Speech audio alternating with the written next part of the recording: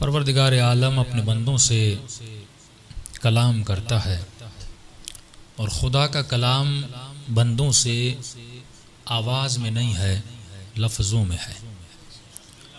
अगर हमारे जवानों ने इमाम हुसैन को पहचाना तो मौला हुसैन को आप में से किसी ने देखा नहीं है। आपको मौला हुसैन की सोहबत नसीब नहीं हुई। आपने हुसैन को पहचाना, आका को पहचाना लफ्ज़ों के ज़रिए। कोई मुसलमान ये नहीं कह सकता कि खुदा ने मुझसे बात की है। सब कहेंगे भाई तुमने खुदा को कैसे पहचाना? कहेंगे हमने खुदा को लफ्ज़ों से पहचाना।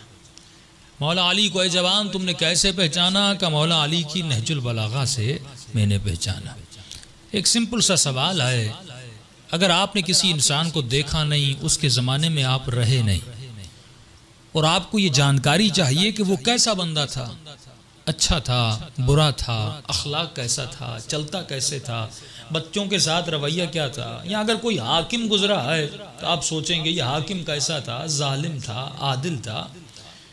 तो किसी भी इंसान को अगर पहचानना है तो उसके असर से पहचाना जाता है कि उसने अपने बाद असर क्या छोड़ा है। अगर अच्छा असर छोड़ा है तो पता चलता है उसका अमल अच्छा था। अगर बुरा असर छोड़ा है उससे पता चलता है उसका असर, उसका अमल बुरा था। तो अगर कोई जवान ये कहे कि मुझे मौला अली को पहचानना है, कैसे पहचानेगा मौला अली को? तो हम कहेंगे मौला को अगर पहचानना है तो मौला के कलाम से पहचानो। अगर मौला की तकवा देखनी है तो नहजुल बलागा पढ़ लो। अगर मौला का अखलाक देखना है तो कलाम अली को परख लो। अगर तुझे अक्ल अली को देखना है कि अली कितने अक्लमंद थे, मौला अली की नहजुल बलागा में हिकमतें हैं, उनको पढ़ लो। भाई और आसान कर दूं, अगर कोई जवान कायदे आजम को पहचानना चाहता है कैसे पहचानेगा? कहेगा मौलाना कोई टीवी हो, कोई उसकी फिल्म हो, कोई उसकी तकरीर हो, या कोई बुक हो, किसी ने उसके साथ सफ़र किया हो तो लियाकत अली से पूछ लो, फलां से पूछ लो, तो वो बताएंगे कायदे आजम कैसा था। ये बिल्कुल सिंपल वह है। लेकिन एक अलमिया हुआ आलम इस्लाम में। वो अलमिया ये था कि लोगों को सोर्सेज नहीं दिए गए कि ये किसी को पहचान सकें। मिसाल के तौर पे किसी को जानना है कि यजीद कैसा था, आपको सोर्सेज से रोका गया, मनाबे से रोका गया। अब सीधी बात है, यजीद कैसा था किसी कैसेट में तो है नहीं, किसी फिल्म में तो है नहीं। मैं कैसे पहचानूंगा? जब तारीख पढ़ूंगा, जब हिस्ट्री पढ़ूंगा, जब रिवायात पढ़ूंगा। तो आपको करबला का वाकया नजर आता है कि एक शख्स है जिसने करबला में इतना जुल्म किया है। हा? इस वाकये को आपने लफ्जों में सुना, देखा नहीं है। मिंबर से लफ्ज बयान होते हैं, जब इन लफ्जों को सुना तो आपको पता चला अरे कितना जालिम था, कोई 4 साल बच्ची को तमाचे मारता है। आपको उसके अमल से पता चलता है अरे कितना बेदीन था। क्या कोई नबी की नवासियों की चादरें लूटता है?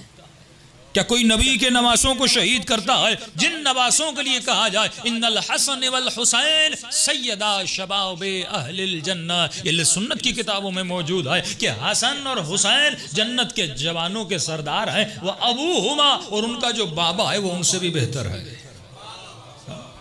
ये कहां पर मौजूद है? किताबों में। अब देखिए दो चीजें हैं, शरीयत बदलती नहीं है, कल्चर बदलता है। एक अलमिया हमारे दरमियान ये हुआ कि हमने कल्चर को शरीयत का रंग दे दिया। आज सिर्फ इशारे कर रहा हूं, कल की मजलिस में इसको खोलता जाऊंगा। पहला मसला कि मुसलमान तारीख नहीं पढ़ता। दूसरा मसला, मुसलमान ने कल्चर को शरीयत बना दिया।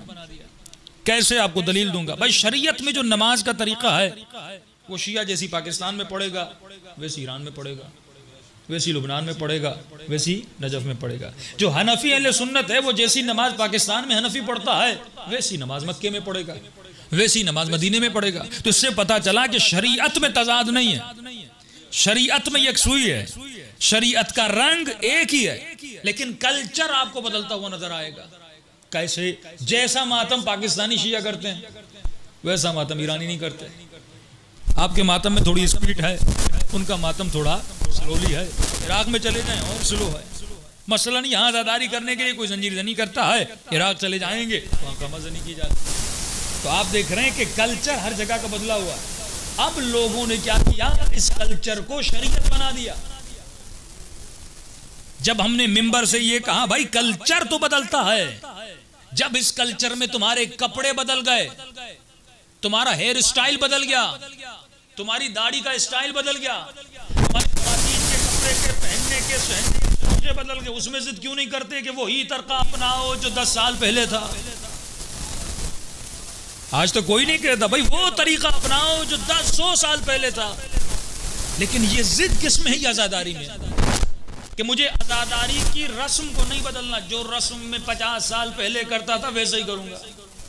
हालांकि अक्ल कहती है जवान तुम्हारे कपड़े बदल गए, दाढ़ी का स्टाइल बदल गया, हेयर स्टाइल बदल गया, तो हुसैन की आज़ादारी के तौर तरीके तो क्यों नहीं बदलता? वक्त के साथ ये भी तो बदलने चाहिए ना, क्योंकि पहले टीवी नहीं थी, रेडियो नहीं था। अच्छा, हम जुलूस निकालते क्यों हैं?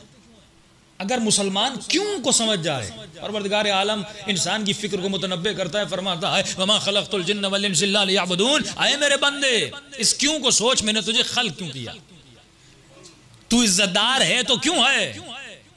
एक कुत्ता रोड पे मर जाए कोई उसको दफन नहीं करता, तो उसके बारे में सोचता नहीं, लेकिन वाजिब है किसी इंसान को मरता हुआ देखो, गुस्ल भी वाजिब है, जनाजा भी वाजिब है। क्यों? क्योंकि ये बदन उसका बदन है जिसके वजूद में रफ़क़तु मिन रूही की रूह है, जिसके वजूद में रूह इलाही है, तभी इस बदन को इज्जत मिली, वरना बदन की कोई कीमत नहीं है। यही आंखें, यही जबान, यही कान, यही गोश्त, यही हड्डियां, यही रगें, यही खाल तो हैवान को भी मिली है। लेकिन इंसान तो अजीज क्यों बना?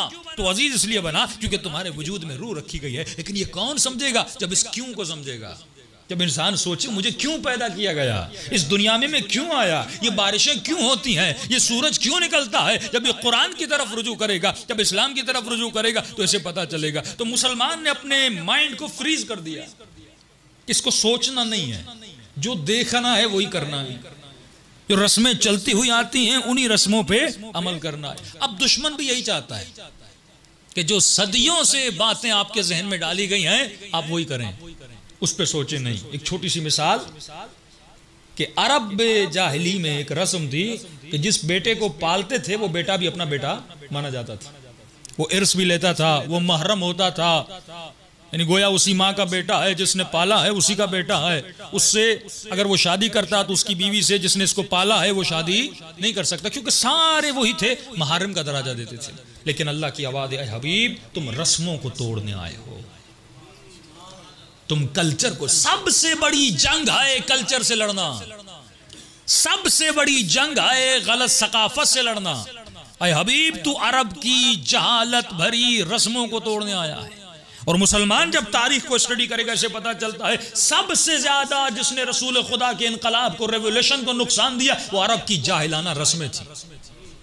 अगर ये अपने तासुब से निकलता, अगर शेखुखियत से निकलता, अगर कबीला परस्ती से निकलता, कभी भी इस्लाम का हाल ये न होता कि 60 साल बाद करबला में नबी का नवासा कत्ल कर दिया जाता है। लेकिन मुसलमान के जूं तक नहीं होती, उसे परवाही नहीं कौन कत्ल कर दिया जा रहा है। सवाल ये नहीं कि यजीद खलीफा क्यों बना, वो तो एक बादशाही सिस्टम मौदू साहब ने कहा चलता हुआ आ रहा था। सवाल यह है कि यजीद खलीफा बन गया और लोगों ने एक्सेप्ट कर लिया। ये मकाम ताज्जुब है, कोई फासिक कोई फाजिर मिंबर पर आए और किसका मिंबर, रसूल खुदा का मिंबर आए, उस पर बैठ जाए और ऐलान खिलाफत करे, उम्मत पूछती नहीं है, उम्मत सवाल नहीं करती, अरे किसी फासिक को कैसे मान सकते हैं। और उस जहालत भरे मुआशरे में अगर मोहम्मद की तरह कोई मोहम्मद उठता है तो उसका नाम हुसैन इब्न अली है,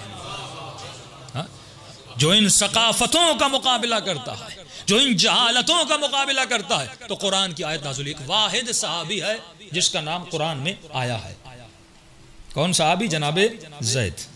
जनाबे ज़ैद के लिए मशहूर था ज़ैद बिन मोहम्मद। अरब यही समझते थे ये किनके बेटे हैं, रसूल खुदा के बेटे हैं, क्योंकि पाला किसने था, रसूल खुदा ने। ज़ैद की शादी होती है गालिबन ज़ैनब से, शादी के बाद इनकी तलाक हो जाती है, आयते कुरानी उतरती, आए हबीब रस्म जाहिलियत को तोड़ो और इसकी मुतल्लका से शादी करो।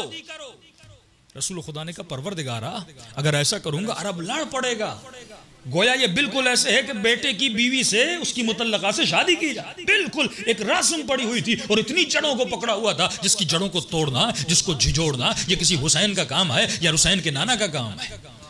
फरमाइए मेरा हुक्म है कि शादी करो। रसूल खुदा ने शादी की, अरबों ने मलामत की, मुस्तफ़ा तू क्या कर रहा है, लेकिन मुझे समझ नहीं आ रहा परवरदिगार आलम इतना इसरार क्यों कर रहा है कि जितना जल्दी हो सके इस रस्म को तोड़ा जाए, क्योंकि खुदा को पता था बाद में कुछ ऐसे मुसलमान आएंगे जो पाली हुइयों को नबी की बेटी बना देंगे। नस्ल बचानी थी, किसकी नस्ल? जनाब सैयदा की नस्ल को बचाना था।